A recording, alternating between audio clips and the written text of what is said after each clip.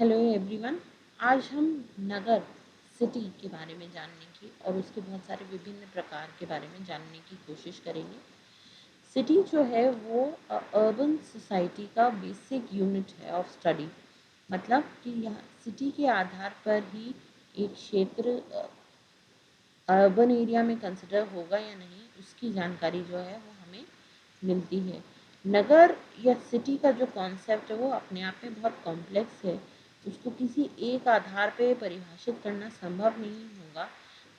पर हम जब सिटी के कॉन्सेप्ट को देखते हैं तो क्योंकि हम समाजशास्त्रीय दृष्टिकोण से देख रहे हैं, तो सर्वप्रथम समाजशास्त्रीय दृष्टिकोण से सिटी या नगर का क्या कॉन्सेप्ट है उसको डिफाइन करेंगे, जिसमें मैं आप अगर मेरी स्क्रीन पर देख रहे हो डेफिनेशन दी गई है।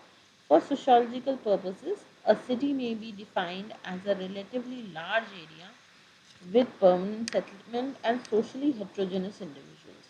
तो हम यहाँ देखते हैं दो चीज़ें क्या, एक तो relatively large and a dense area, मतलब ऐसे स्थान जो बहुत बड़ा है, बड़ा होने के साथ साथ वहाँ पे जनसंख्या घनत्व या पॉपुलेशन डेंसिटी जो है वो बहुत ज़्यादा स्ट्रॉन्ग और प्रोमिनेंट है।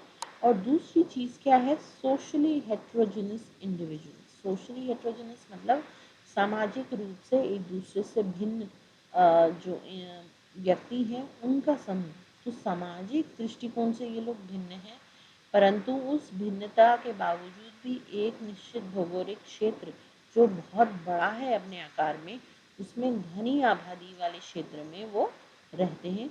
तो उस क्षेत्र को उन्होंने नगर के रूप में परिभाषित किया है। इसके अलावा शहर की प्रकार्यात्मक परिभाषा भी आती है।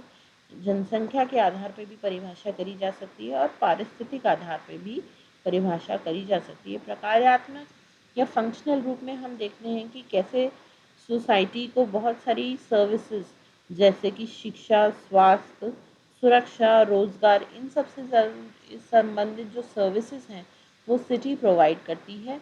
जनसंख्या के आधार पर अगर हम बात करें तो ये परिभाषा जो है वो विभिन्न देशों में अलग अलग पाई जाती है, परंतु हम भारतीय जनगणना विभाग के अनुसार दी गई परिभाषा पे जाते हैं जहाँ पे न्यूनतम जनसंख्या 5000 हो। मतलब एक निश्चित ऐसा भौगोलिक क्षेत्र जहाँ कम से कम 5000 लोग निवास करते हों, जहाँ कम से कम 75% जनसंख्या ऐसे धंधों में या ऐसे कार्यों में संलग्न है जो कि गैर कृषि है। तो नॉन एग्रीकल्चरल सर्विसेज का डोमिनेंस या उसका प्रभुत्व जो है वो हम किसी भी शहर में देखते हैं। इसके अलावा जनसंख्या घनत्व कम से कम 400 व्यक्ति पर वर्ग किलोमीटर हो। मतलब प्रति वर्ग किलोमीटर डेंसिटी जो है वो भी कंट्री टू कंट्री वेरी करती है, हर देश की अलग होगी।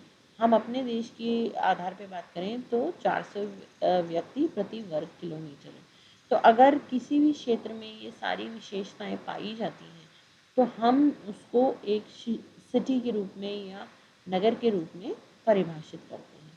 तो बहुत सारे दृष्टिकोण के आधार पर हम ये देखते हैं कि इसको सिटी का जो कॉन्सेप्ट है केवल एक पॉइंट ऑफ व्यू से नहीं देखा जा सकता, बल्कि बहुत सारे अलग अलग पॉइंट ऑफ व्यूज़ हैं जिसके आधार पर हम सिटी को या शहर को परिभाषित कर सकते हैं। ए क्विन है, उन्होंने अपनी पुस्तक अर्बन सोशियोलॉजी में लिखा कि नगर वह समुदाय है जिसके अधिकांश निवासी कृषि के अतिरिक्त दूसरे व्यवसायों के द्वारा आजीविका उपार्जित करते हैं। तो मतलब इन्होंने कृषि के या इन्होंने ऑक्यूपेशन के बेसिस पे गैर कृषि और कृषि क्षेत्रों में एग्रीकल्चरल और नॉन एग्रीकल्चरल एरियाज़ में डिस्टिंक्शन किया। और उन्होंने ये कहा कि जो गैर कृषि उद्योगों में संलग्न है वो सिटी है, वो एरिया नगर कहलाएगा। तो हर एक सोशोलॉजिस्ट ने अलग अलग तरीके से इसको एक्सप्लेन करने की कोशिश करी है। हालांकि हम इन पूरे सारे कॉन्सेप्ट्स में एक चीज़ समान देखते हैं, वो आते हैं कि सिटीज़ हमेशा दो आधारों के बेसिस पे या दो क्राइटेरियाज के बेसिस पे डिफाइन होती हैं। एक इकोनॉमिक और दूसरा पॉलिटिकल। इकोनॉमिक क्यों कि जैसा कि अभी जे क्विन ने कहा, कृषि और गैर कृषि। तो इन्होंने क्या किया, आर्थिक आधार पर क्षेत्रों का विभाजन कर दिया, जो कृषि व्यवसायों में संलग्न हो और जो गैर कृषि व्यवसायों में संलग्न हो। तो सिटी की परिभाषा सबसे पहले जो है वो आर्थिक रूप में या आर्थिक परिप्रेक्ष्य में देखी जाती है। इसके अलावा पॉलिटिकल सिटीज़ भी कही जाती हैं, जहाँ पे एडमिनिस्ट्रेटिव एक्टिविटीज़ प्रीडोमिनेट करती हैं। जैसे किसी भी राज्य की राजधानी, तो वहाँ क्या होगा, वहाँ पॉलिटिकल और प्रशासनिक और राजनीतिक गतिविधियाँ अपने चरम पे रहेंगी। तो जब भी हम सिटीज़ की बात करते हैं, तो ये दो फैक्टर्स जो हैं वो प्रोमिनेंटली या बहुत अधिक रूप में उभर के आते हैं। या तो वो शहर जो है वो अपने आर्थिक आधार पर परिभाषित हो रहा होगा, या फिर अपने राजनीतिक या प्रशासनिक आधार पर। तो इन दोनों आधारों पर ही हम मानते हैं कि सिटी की परिभाषा या शहर का कॉन्सेप्ट जो है वो आता है। मूविंग ऑन फर्दर, हम देखते हैं क्लासिफिकेशन ऑफ सिटीज़। ये लुइस मेमफोर्ड ने क्लासिफिकेशन दिया था सिटीज़ का, और उनकी बुक थी द कल्चर ऑफ सिटीज़। इन्होंने इसको 6 भागों में बांटा है। 6 भागों में बांटते हुए उन्होंने क्या कहा कि सांस्कृतिक आधार पर, है ना, on the basis of culture, मैं ये कह सकता हूँ आकार के आधार पर और संरचनात्मक विशेषताओं को ध्यान में रखते हुए उन्होंने इसको 6 पार्ट्स में डिवाइड किया है। इनकी बुक का नाम मैं वापस बताना चाहूँगी, द कल्चर ऑफ सिटीज़। सबसे पहले आता है ईओपोलिस।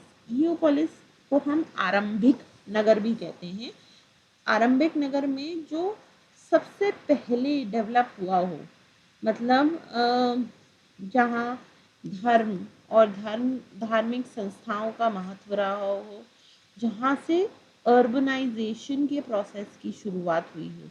मतलब गांव से सबसे पहले नगर में परिवर्तित होने वाला क्षेत्र, उसको हम ईओपोलिस कहेंगे या आरंभिक नगर कहेंगे। फिर आता है पॉलिस या मध्यम नगर। मध्यम नगर क्या होगा, जो आसपास के बहुत सारे गांवों को मिलकर बनाया गया हो। ठीक है, जैसे जैसे विकास होता गया, ईओपोलिस के साथ साथ बहुत सारे छोटे छोटे गांव भी अपने आप को एक दूसरे को उसके साथ जोड़ते गए। इसकी वजह से एक मध्यम नगर की शुरुआत हुई, और वहाँ पे